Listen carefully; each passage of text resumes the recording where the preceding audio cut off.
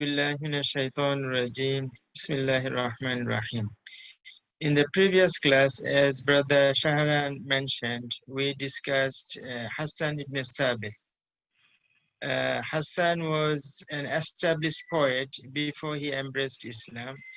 After he came to Islam, Prophet Muhammad sallallahu alaihi wasallam made use of his poetic genius.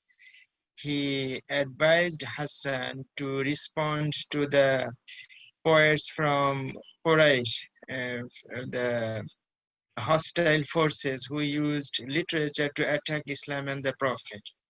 So our Prophet told Hassan to respond on his behalf. And Hassan said, Hajauta Muhammadan fa'ana ajabtu anhu wa indallahi fi dhalika jazaw.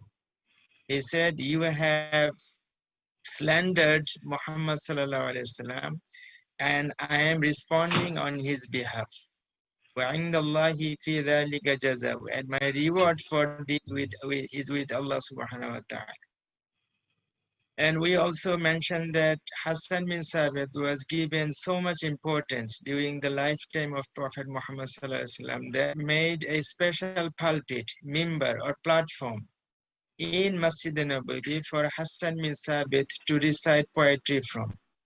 And Hassan bin Sabit used to respond on behalf of the Prophet, and he also used to encourage Muslims in the battlefield during different battles. And from Hassan bin Sabit to Ibn Hazm, we have few centuries. In between, obviously, there have been many literary figures in Islam, in Islamic societies, in Muslim societies, which we may not be able to cover. In this course, we are highlighting major Islamic writers from different eras. And Muslim rulers in history, almost without any variation, almost most Muslim rulers promoted literature. They facilitated literature, and they always had a group of writers around them. And the same happened in Muslim Spain. The same happened in India, where Muslim ruled for about 700 years. And also in Spain, Muslim ruled again for more than 700 years. In India, before Islam came, literature was stifled because literature in Sanskrit was exclusive for a group of people, but literature in other languages was not promoted. But when Muslim came, they promoted literature in all languages in South Asia. In Muslim Spain, we have hundreds and perhaps thousands of writers in all those 700-800 years. And we do not have, and in today's Spain, I don't think Muslim writers are discussed at all. I was listening to a talk by Tariq Ali, the British writer of Pakistani origin. Tariq Ali said that in Spain, the entire Muslim history of 800 years is perhaps taught in one page. In one page, they teach the entire Muslim history of 700-800 years. This is how Muslim history, Muslim heritage, Muslim tradition is being forgotten, is being neglected.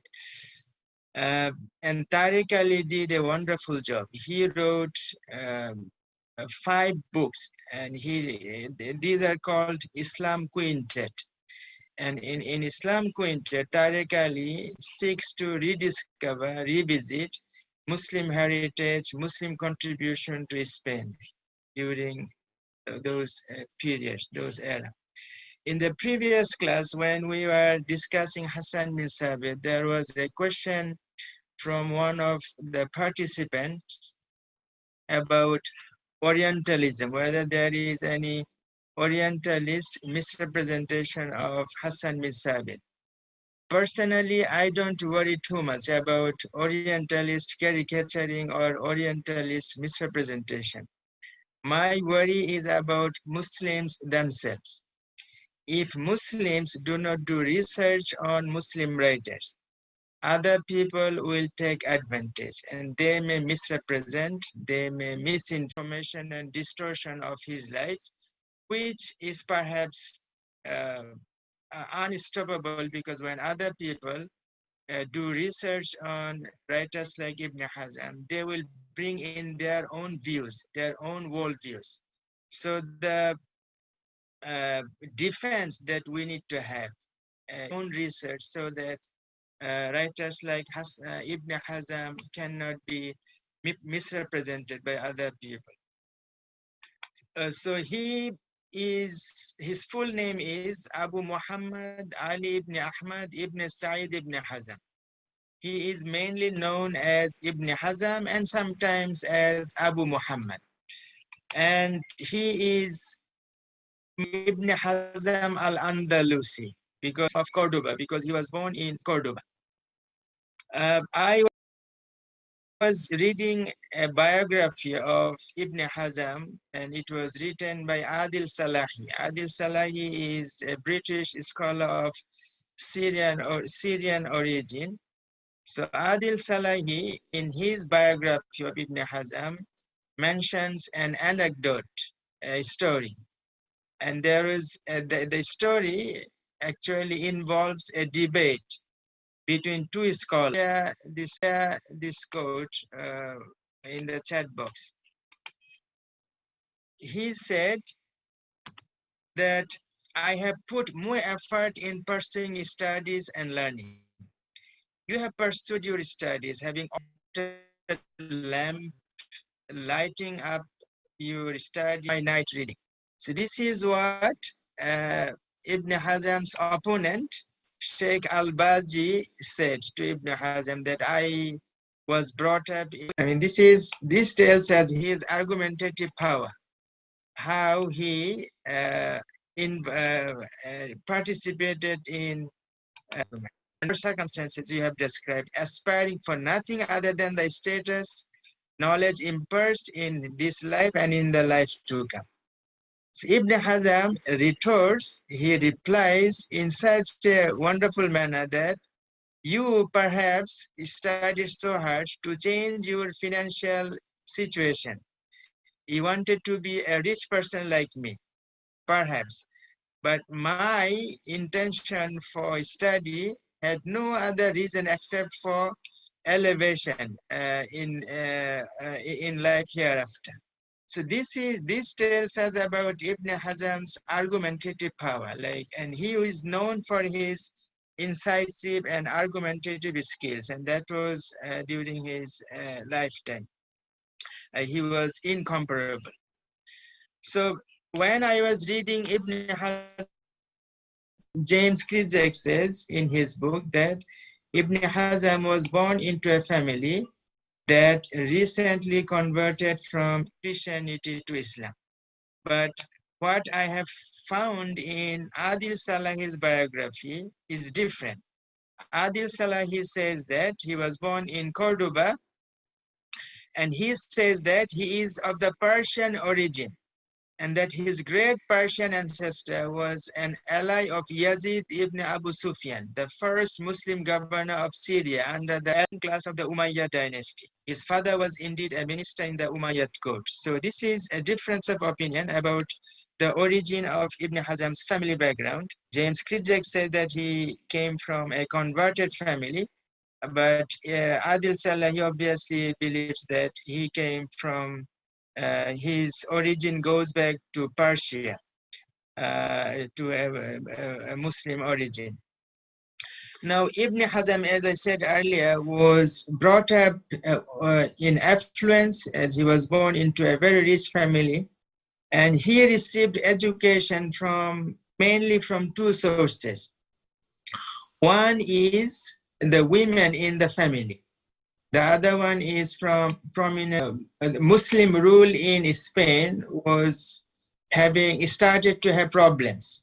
There were factions among Muslims, there were rivalries, there are different groups fighting against each other.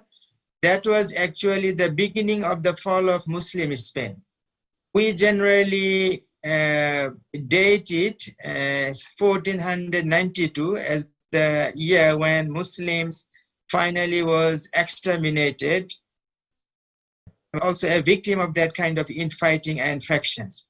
And his father was also in trouble because of these political turmoils. His father was arrested and his father died when Ibn Hazm was 18 years old. Now, Ibn Hazm was exposed to different mazhab, different schools of Islamic jurisprudence. Muslim Spain was actually dominated by Maliki school of thought, Maliki school of jurisprudence. But Ibn Hazm also studied the Shafi mazhab, then he also studied the Hanafi mazhab. Finally, he refused to follow any particular mazhab. And this is what he declared after when he became confident in his understanding of Islam.